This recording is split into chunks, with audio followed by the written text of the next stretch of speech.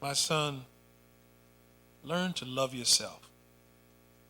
Do not put yourself in last place or any subordinate position. Do not love yourself because of where you come from, because value is not found on the fringes but in the depths. Do not despise where you come from or who you emerge from.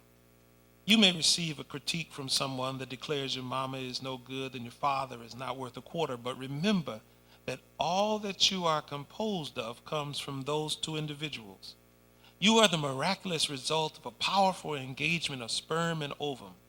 You have been a conqueror from the beginning, for your very birth was a 9-month journey coming forth from nothing to someone who would grow and present himself on the world stage to make a difference.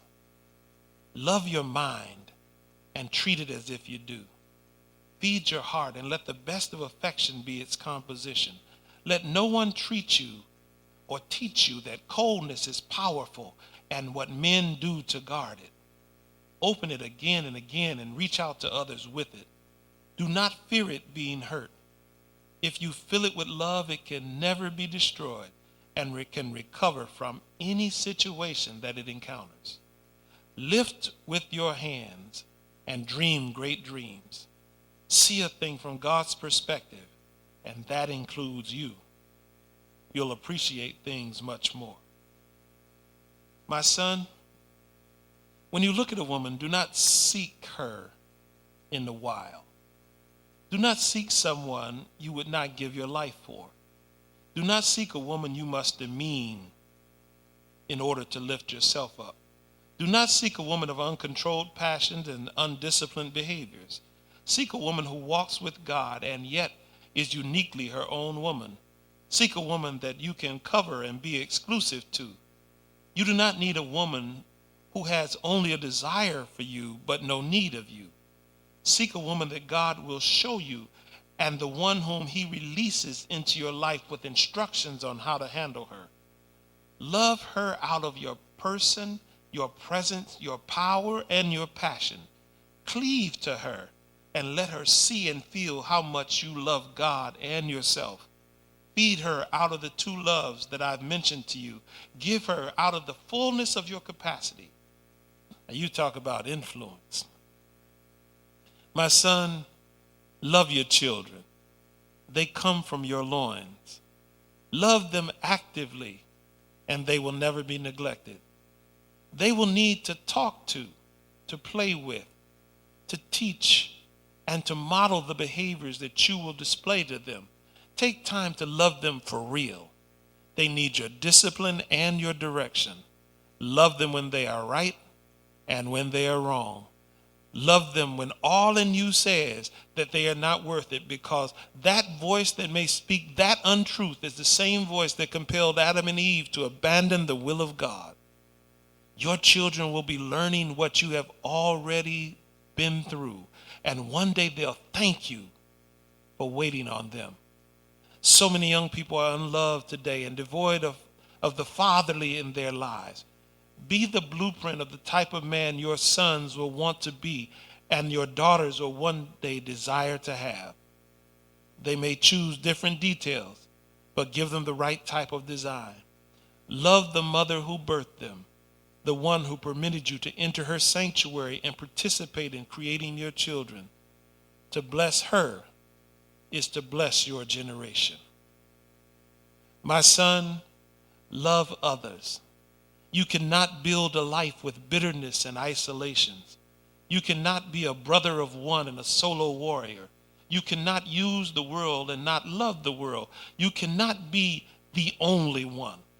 You cannot look for women to be like you, and you cannot judge men based on your own personal standard. You must learn to give to others what God has given to you and what you have given to yourself. You must run from the bad assumption that tears reveal a man's weakness and that big boys don't cry. You must not leave sensitivity in the hands of a woman alone. You must not accept the destructive encouragement to sow your wild oats and disrupt the lives of a woman through illicit behavior. The love that you share will season the world that you live in. My son, Feed your soul with excellence. Feed it with excellent entertainment, excellent music, excellent recreation, and excellent family moments. A fish who lives in tainted water can never appreciate good water, even if it's better.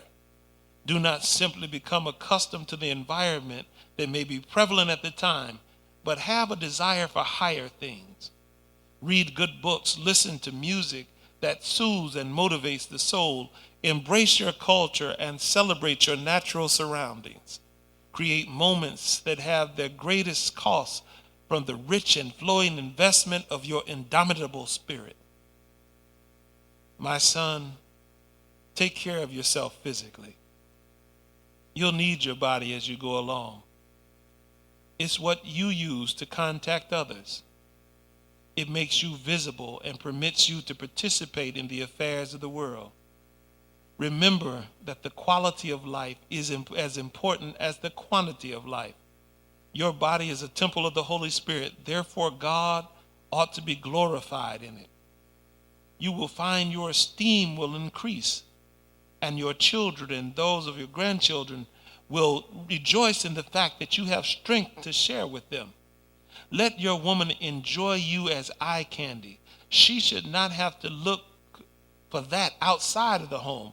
She should be allowed to still be able to have a lover in the fall and winter of her life.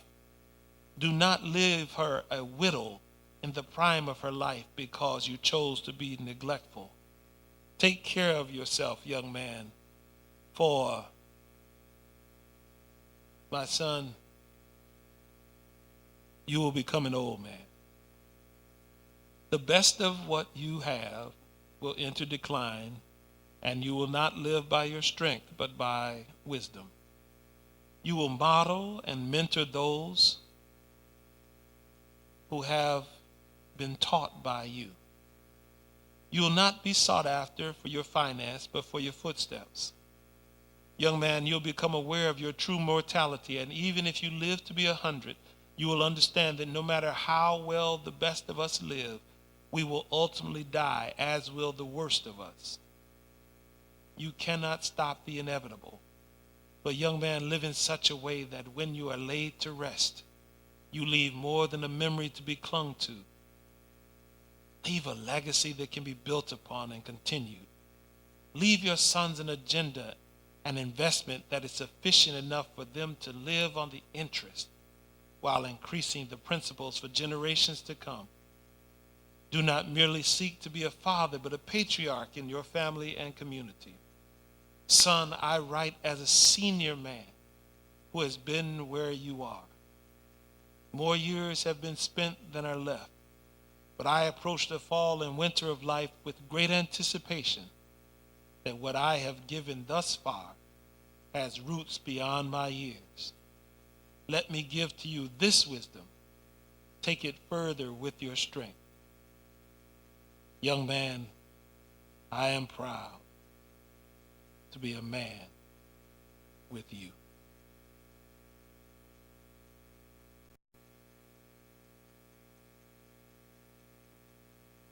My son, learn to love yourself. Do not put yourself in last place or any subordinate position. Do not